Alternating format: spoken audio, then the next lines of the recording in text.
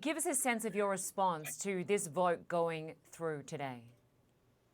So it's a tragedy. What we've seen today is a result of political whims on both sides of the political arena that have basically ended the mediation efforts that were taking place. And because of narrow ego interests and considerations, basically putting those small, narrow interests over the good and the interests of the Israeli society and on Israeli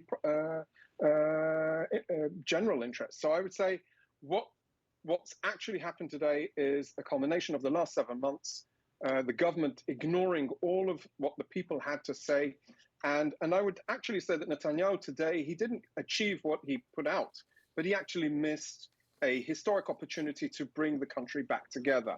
The Histadrut, our General Federation of Labor, the chairman just announced that he will be convening all of our senior bodies within the next few days, and we are declaring a labor dispute. And this actually means that either we will see progress with a broad agreement, or there will be serious consequences on the ground.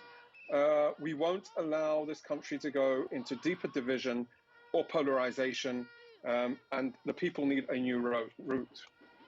And of course, you're a union leader which represents some 800,000 workers, which is about a quarter of Israel's workforce.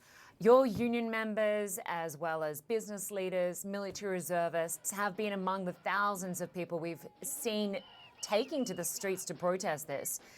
And now that the legislation has passed, at least the first bill has passed, talk to us about the preparations that come next. How soon could we see a general strike? So, Lynda, the process that we're going through currently, after we declare a labor dispute, if that is actually declared in the next coming days, will mean that there'll probably be a minimum of 15 days of due process. There are legal bindings for a general strike, but there are many things that we can do between then and now.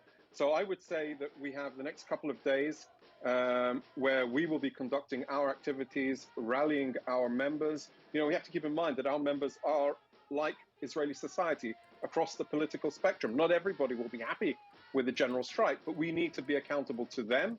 We need to be accountable to Israeli society. And that is why we are gathering, and this is why the chairman, our chairman, Arnon Bar David, has decided to conduct this step, because over the last 4 or 5 days, the Histadrut has been at the center of the mediation efforts. We put down, together with the business organization, we put down a proposal that what we found, and this is why we never went into a strike beforehand, we found that there is barely any daylight in the positions on the issue of the bill.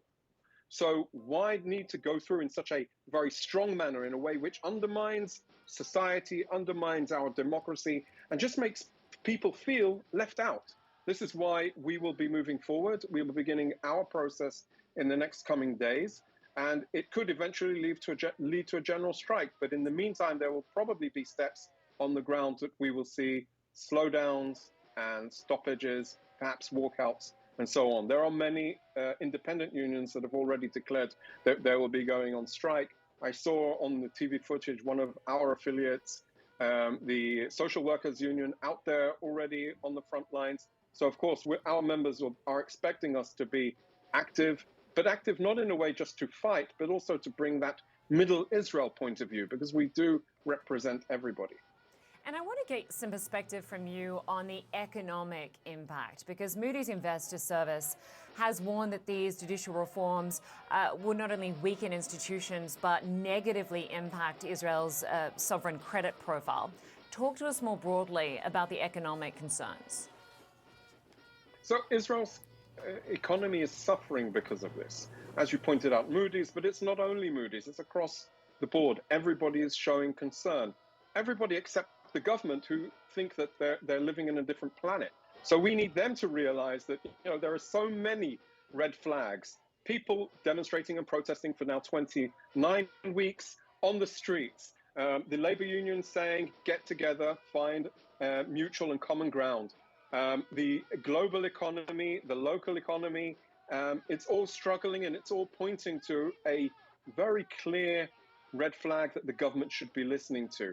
We have the concerns of our workers. If the economy goes down, pay rises, paychecks, the stability of the economy, workplaces could potentially close. That would be bad for the working men and women of Israel. And just quickly, what does this judicial reform mean for US-Israeli relations? Because I did hear from two former US ambassadors to Israel who have called on the White House to rethink the $3.8 billion which annually goes to military assistance for Israel.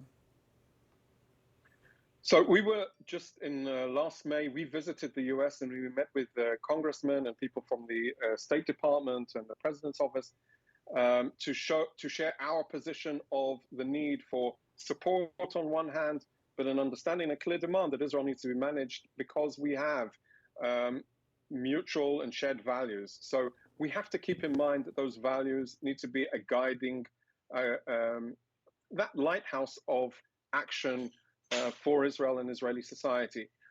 We are dependent, we appreciate America's support, and I think we need to be welcoming and listen to our friends. I think that is our message. We came, when we were in May in the US, we came with the message of, we are grateful for your support and solidarity. When we met with the AFL-CIO and the different unions in the US, that was a message we also received, and also from the Jewish community leaders that we met with when we were there. So America is important to Israel, and Israel is important to America, and that needs to be mutual respect. So if America is telling the Israeli government, listen to what we have to say, Israel should, just to be polite, they should be listening. On defense issues, in my former role as a spokesperson for the IDF, and I'm a retired lieutenant colonel, or actually I'm in reserve, and I'm actually considering, do I maintain that status? I'm well over the age. Yeah. I'm or still do you resign like so many others have threatened to do? Or do I resign? It's a very serious internal debate that I have today.